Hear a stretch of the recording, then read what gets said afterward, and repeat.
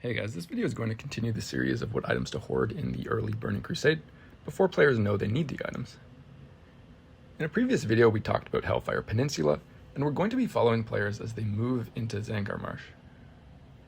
Just like in the last video, I do want to stress this is not a buy list. Without knowing the prices, it's impossible to give recommendations.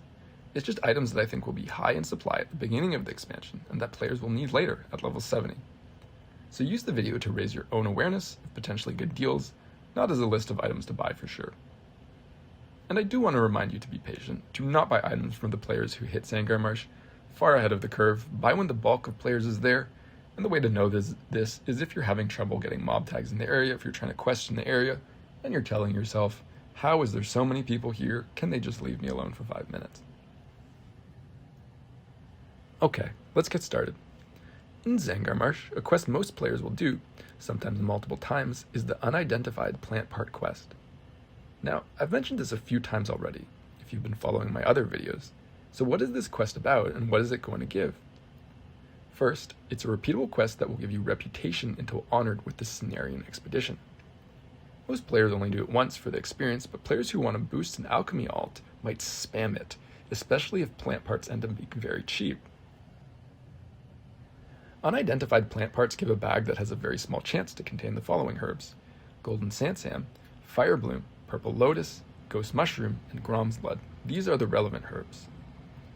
Now, going by the numbers on Wowhead, there's only a 2% chance to get at least one of these with each turn-in, so perhaps its impact will be quite small, much smaller than I expect. But if the quest gets spammed, it might also have a big impact, so I don't want to pretend it doesn't exist and then be surprised when it affects the market. Keep an eye on these herbs and pick some up if they get low. In particular, fire bloom and ghost mushroom are the most attractive to me on the list. And this is simply due to the large stockpiles of sansam and purple lotus that I suspect players have, and in very large quantities. Players are very prepared for the Burning Crusade this time. They know exactly what they need. Let's stay with herbs for a second though. Now, this isn't something you should buy, but something you should sell in early the Burning Crusade, and I really want to make that important distinction. This is not something I'm recommending buying, but this is something I'm recommending selling, and it's the sanguine hibiscus. It's a drop in the underbog, and you need 5 of them to turn in a quest. Now, correct me if I'm wrong, but from my understanding, underbog won't be meta for dungeon spamming, since the slave pens gives more experience. Therefore, I imagine people will do underbog a single time, then not have enough sanguine hibiscus to finish the quest, since everyone in their group will be doing the quest too, and if I remember correctly, there is just not enough to go around. Some of them will run underbog again, but some of them will just buy the hibiscus off the auction house. Supply of them will be low and demand will be very high, because players don't want to go back to the underbog, but want to finish a quest they have half completed. Therefore, I recommend selling this very early on if you get any. This wouldn't be a Zangarmarsh video without a major aspect of Zangarmarsh, which is the Sporeggar, which is one of the newer reputation factions in the zone. When leveling through Zangarmarsh, tons of mobs will drop reputation-related items for Sporeggar. Players are directed to kill these mobs through unrelated quests, so players will gather these items even if they don't care at all about Sporeggar. Now, we have to ask ourselves, which type of player is going to care about this faction? Who is going to want to buy them? And the answer to that is this guy. That's right, it's the Protection Paladin. The most accessible farming shield is locked behind Honored. Players will rush to 70 through dungeons and then want to get this shield immediately so they can farm. The grind to Honored isn't hard at all, taking at most a couple hours, but there's going to be plenty of people willing to pay to skip it. Many reputation items exist for this faction, but I'd focus on 2 only. Fertile spores, which can be turned in all the way to Exalted, and glow caps, which are the currency used to buy things with the faction.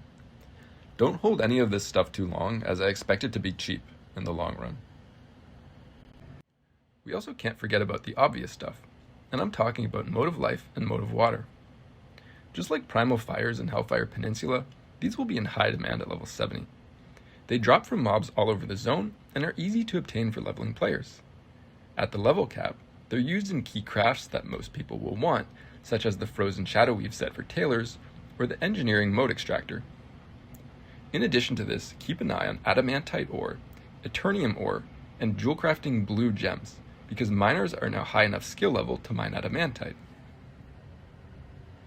Players are really going to need these at level 70, but they won't have much use for them at level 62, or whatever level they're at in Zangarmarsh, so do keep an eye on them. This is especially true for the rare jewel crafting gems, because they drop while players are leveling, but almost nobody is going to be cutting them and socketing them into their leveling gear. They probably won't even have the pattern to cut them, even if they wanted to. Now, this last item, I really hesitated putting it up, not because it might be bad, but because I wanted it all to myself. But there's so many supportive comments, I just feel bad hiding it. You guys deserve it. The item in question is the captured firefly, and it's a pet with a 1 in 1,000 drop chance from only a small selection of mobs. So take this as my way of saying thank you. I really appreciate you guys.